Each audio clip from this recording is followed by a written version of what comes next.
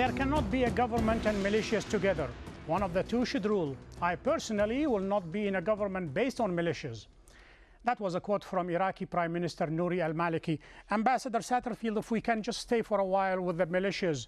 In 2004, the US fought two pitched battles against Jaish al-Mahdi and did not take him out. Was that a mistake? All militias need to be disarmed, demobilized, and their members reintegrated into Iraqi society. With respect to Muqtada al-Sadr and the Sadrist movement, there has to be a clear choice made here, and the choice is one between violence and a role in the political process. Mr. Sadr has a presence in parliament. That presence is significant. We respect the fact that he is a member of the coalition. But the coalition is based upon the rule of law. It is based upon Prime Minister Maliki's own declaration that the government, not militias, must be the base of power. And that is something that Mr. Sadr and his movement must accept. Having said that, he has heard that call before, and he did not heed it. He neither listened to the Iraqi government nor to the US. What will you do next? The real issue here is, what do Iraqis do? What does the Iraqi government do? Prime Minister Maliki has made his position very clear. We are doing all we can to support him. We have encouraged others in Iraq to provide support as well. There really can't be two states in Iraq. One state made up of the government, democratically elected by the people of Iraq, and the other state made up of gangs, armed elements, and militias.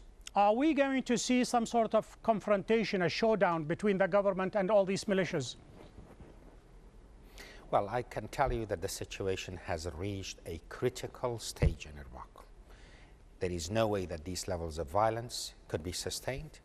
There is no way that our constituents, the Iraqi people, would accept the level of violence that is going on.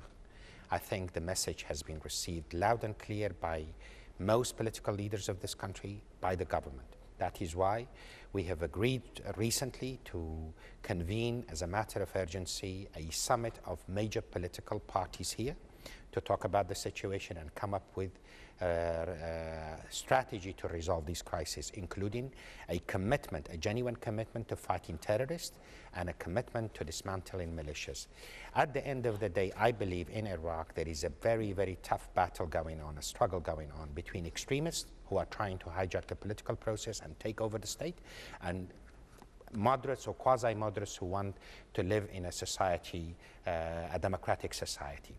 Shias, Kurds, Sunnis, the moderates of these communities have had enough of this situation. The time has come, instead of debating this issue in terms of sectarian politics, and this is a Shia alliance, and this is a Sunni alliance, and this is a Kurdish alliance, the time has come that the moderates of these communities come together and take on the extremism. Yesterday, before the US Senate, General Hayden, the CIA director, he said, the US has hard evidence that Iran is stoking the fire and supporting all these multiple militias in order to create chaos. To what extent you can break the stranglehold of Iran's on Iraqi affairs?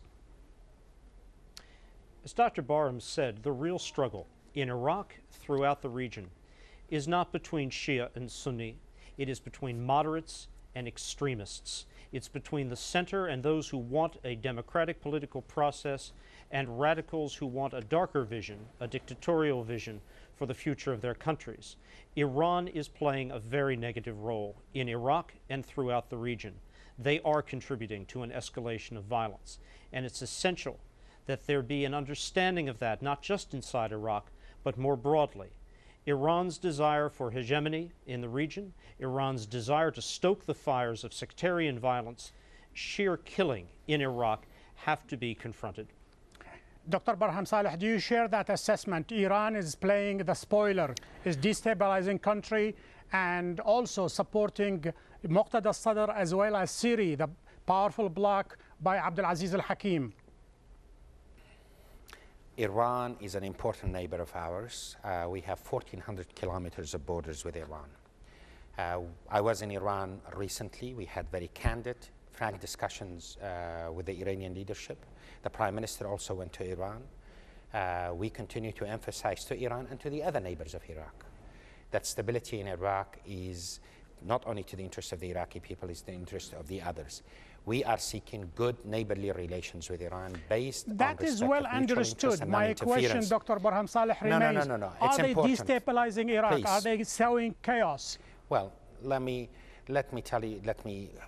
conclude my point about Iran, which is very important.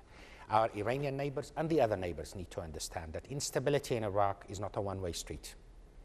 Instability in Iraq will have grave ramifications to the entire region, and that is why the government of Iraq is engaged with our neighbors to bring about a forum that can help Iraqi transition based on respecting Iraqis' will to living in a peaceful and a secure democracy. David Satterfield, as well as the CIA director, as well as Zalmay Khalilzad, including the President Bush, says Iran is destabilizing Iraq. As a deputy prime minister, what do you say? Do you disagree with the American assessment, or do you put... Well, I am the deputy prime minister of Iraq, and as I told you, Iran is our neighbor, and we have had frank and candid discussions about Iranian policies in Iraq and the way that Iraq-Iran relations should be handled. When I speak frank and candid discussion, that is meant to have taken place, is taking place through the channels that we have. It's better to do that way instead of through Al Jazeera. The stated and declared policy of Jaish al-Mahdi as well as Syria is to outweigh the Americans, to drive them to the brink of desperation and to force them out. Will this ragtag sectarian army push out the mighty Americans out of Iraq and forever thwart its noble vision for the Middle East? Well, I appreciate the flourishes in your rhetoric, but I don't agree with some of the basic assertions that you've made. What's critical here is that all political forces in Iraq unite. Unite not on behalf of the United States, but on behalf of Iraqis and the future of their own country. As Dr. Barham has said, the challenge is now for Iraq. Can a different future, a future free of violence, a future with economic prosperity, a future with good constructive relations between Iraq and all of its neighbors be built? Can the fragile democratic institutions of Iraq, that so much investment by Iraqis and through Iraqi lives have been placed, can they be made to flourish and grow? This is the challenge, and all parties in Iraq, Shia and Sunni, without exception, have a role to play in this process and a role that they must play in this process. Final question to Dr. Barham. Since a showdown, one way or another, should be coming up soon, that's how the Americans stated it, and that's how you stated it just a few minutes ago, as well as the Prime Minister. Why would you think the Iraqi army fare any better? It has been infiltrated. It is based on sectarianism.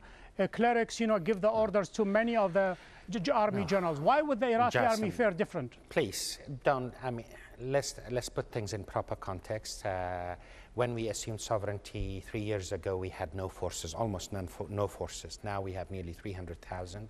Many of these units are professional and are doing a good job. Yes, we have problems in certain units and certain ministries. This is a work in progress. Iraq is going through a tough transition, and the militias are a major, major challenge for us. I'm not denying that, but we have many other problems as well. At the end of the day, we need a political context to resolving Iraq's problem. It is to do with national reconciliation, and it is to do with the moderate forces of Iraq coming together and taking on these tough challenges. There is no magic solution. There is not just a military solution to this problem. Dr. Barham Saleh, Iraqi Deputy Prime Minister, thank you very much. Ambassador David Satterfield, Principal Advisor to the U.S. Secretary of State and Coordinator of Iraq, thank you very much. To find out more information about the program and to send us your comment, please go to aljazeera.net/English. That's all for this week. Join me next week when we examine the increasingly dominant role of Iran in Iraqi affairs and whether the U.S. will seek help from a member of the axis of evil to stabilize Iraq. Goodbye.